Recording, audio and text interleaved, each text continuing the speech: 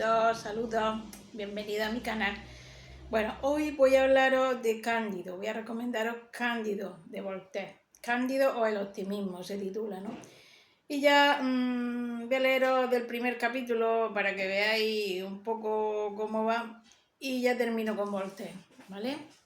Y no sé lo que voy a continuar, la verdad. Bueno, continuaré comentando libros de los que voy leyendo, pero aparte de eso no sé qué otra lectura voy a hacer, ya miraré por ahí. Bueno, yo Cándido lo descubrí también por los mercadillos, era un librito pequeño, yo no había leído nunca nada de Voltaire, me conocía a Voltaire como filósofo de la Ilustración, pero digo, pues eso será filosofía, será un rollo. Pero vi el libro que era pequeñito, digo, pues como es pequeñito y vale poco, pues yo lo voy a comprar a ver qué tal. Y bueno, la verdad es que me encantó. Bueno, ahora voy a leeros de aquí, Horas completas de Voltaire, porque el libro aquel lo perdí. Ya digo que es un libro que a mí me gustó mucho, ¿no? Y lo regalé, volví a comprar. El caso es que lo perdí de vista. Es uno de mis preferidos. Yo se lo he recomendado a personas jóvenes como a viejas y a todo el mundo le gusta. Porque tiene mucha acción, tiene sentido del humor, tiene una ironía. Bueno, aquí Voltaire lo que trataba con el Cándido, como con otras obras, como con Zadig también, pero más con el Cándido. Pues, bueno, como él era un filósofo de la Ilustración y la Ilustración era el racionalismo, pues un poco se burla de las costumbres anteriores a la Revolución Francesa, ¿no? Entonces te dibuja, claro, porque él es anterior también a la Revolución Francesa. Entonces te dibuja cómo era la sociedad en Francia en ese momento, ¿no? Ridiculizando, porque bueno, era una sociedad, como sabéis, la del antiguo régimen se llama, en que los monarcas y la nobleza tenían el poder, ¿no? Y la nobleza no pagaba impuestos. Y bueno, y entonces ellos eran ricos, vivían muy bien, los nobles y los monarcas, pero la gente pobre pues vivía muy mal, pasando muchas calamidades. Y esa fue la razón de la Revolución Francesa. Bueno. Voy a leeros un poco del primer capítulo. Dice Cándido o el optimismo, se titula. Y esto fue escrito, según dice aquí, en 1759. Bueno, en todos los capítulos te explica de lo que va a ir, ¿no? Entonces, en este primer capítulo dice de cómo Cándido fue educado en un hermoso castillo y luego echado de allí. O sea, en un resumen te dice de lo que va a ir. Y en todos los capítulos funciona así, ¿no?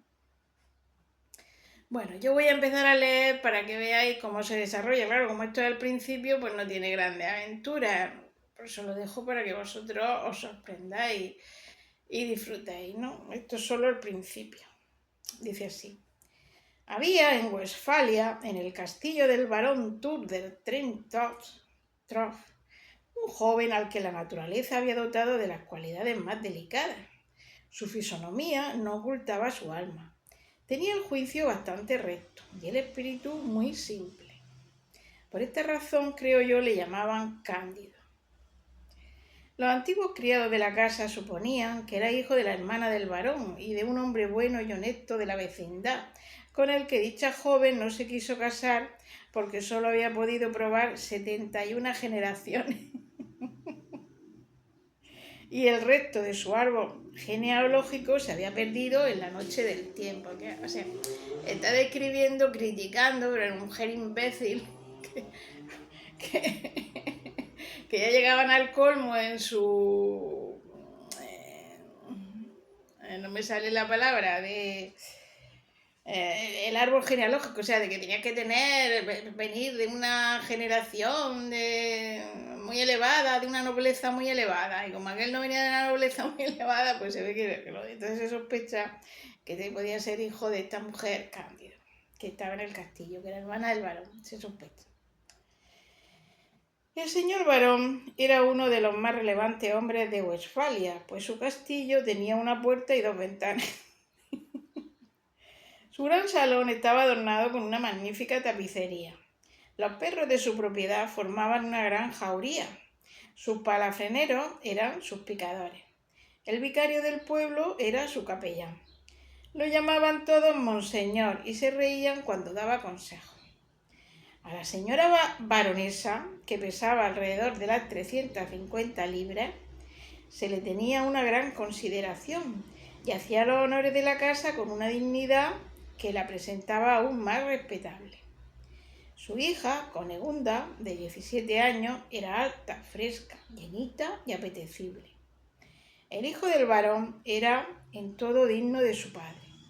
El preceptor, Pangloss, era el oráculo de la casa y el pequeño Cándido escuchaba sus lecciones con la buena fe propia de su edad y de su carácter.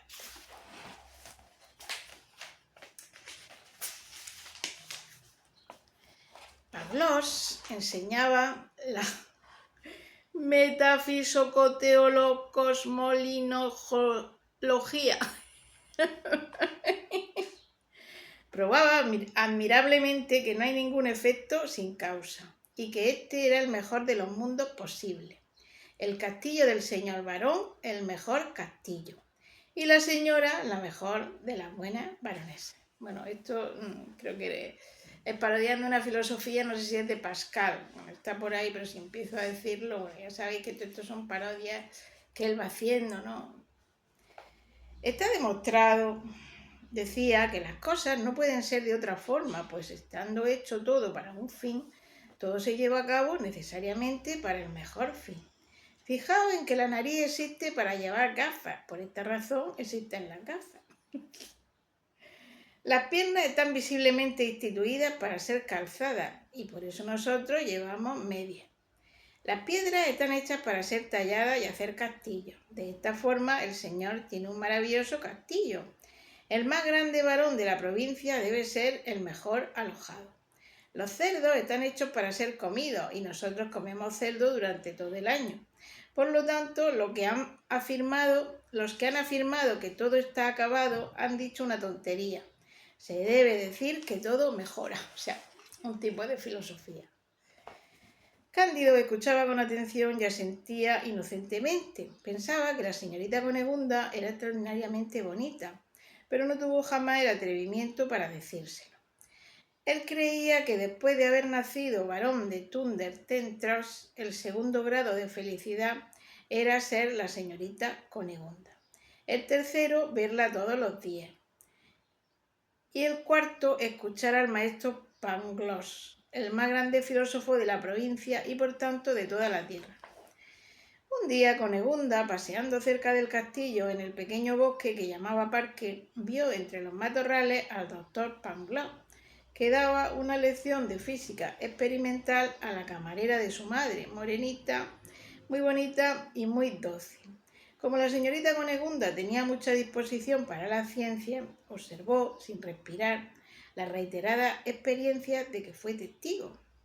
Vio claramente la razón suficiente del doctor, los efectos y las causas, y se sintió nerviosa, pensativa, llena del deseo de ser sabia, soñando que ella bien podía tener la razón suficiente del joven Cándido y que éste podía tener también la suya. O sea, vio al doctor Pable con una camarera, situación erótica, y claro, como ella era inocente, pues se creía que eso era ciencia. Encontró a Cándido yendo hacia el castillo y enrojeció. Cándido enrojeció también. Ella le dio los buenos días con voz entrecortada y Cándido le habló sin saber lo que decía. Al día siguiente, después de comer, cuando abandonaron la casa, Cunegunda y Cándido se encontraron detrás de un biombo. Cunegunda dejó caer su pañuelo. Cándido lo recogió. Ella le cogió inocentemente la mano. Inocentemente el joven cogió también la mano de la joven señora con una vivacidad, una sensibilidad y una gracia muy particular. Sus bocas se encontraron, sus ojos se inflamaron, sus rodillas temblaron, sus manos se extraviaron. El señor barón Thunder-Ten-Tronckh pasó cerca del biombo y viendo la causa y el efecto, expulsó a Cándido del castillo, dándole puntapiés en la espalda. Cunegunda se desmayó. Fue reanimada por la señora baronesa hasta que volvió en sí. El más hermoso y más agradable de los castillos posibles quedó completamente turbado. Bueno, esto es aquí cuando echan a Cándido del castillo, que se ve que era sobrino, por lo que dice aquí, pero bueno, lo tenían ahí recogido como un expósito. Y lo echan del castillo. Bueno, y a partir de ahí pues le pasan muchísimas aventuras. Cada capítulo te va diciendo lo que, por ejemplo, el segundo capítulo dice de lo que le pasó a Cándido entre los búlgaros. Y bueno, y son cortitos, como podéis ver, de cómo Cándido se salvó de entre los búlgaros y de lo que le pasó. De cómo Cándido encontró a su antiguo maestro de filosofía, el doctor Paglos, y de lo que pasó. Bueno, este es el capítulo 4, he leído varios títulos de capítulos, ¿no? Y está muy, muy interesante, ¿no? Le van pasando aventuras, va conociendo personas, conoce a Martín y se hace muy amigo de Martín. Conoce también a una vieja que había sido reina y bueno, cuenta la historia de la vieja, luego cuenta la historia de Martín y el capítulo 5 dice tempestad, naufragio, terremoto y lo que les ocurrió al doctor Paglos, a Cándido y el anabatista Jack. En fin, que van sucediendo muchas aventuras. De cómo una vieja cuidó de Cándido y de cómo él encontró lo que quería. Este es el capítulo 7. O sea, está muy divertido. Ya os digo que yo leyendo a Freud, ensayos de Freud, Freud conocía la obra de Cándido y cuando quiere explicar lo que es la vida, dice, vámonos lo que pasó en Cándido, el final de Cándido. Ahí está la vida, ¿no? Te hace mucho pensar de la vida y te hace mucho recapacitar y además te ríes y te lo pasas bien, pues ¿qué más quieres? O sea, una lectura ideal que yo os recomiendo para este verano, que leáis Cándido de Voltaire. Bueno, amiguitos, saludos, muchos besitos.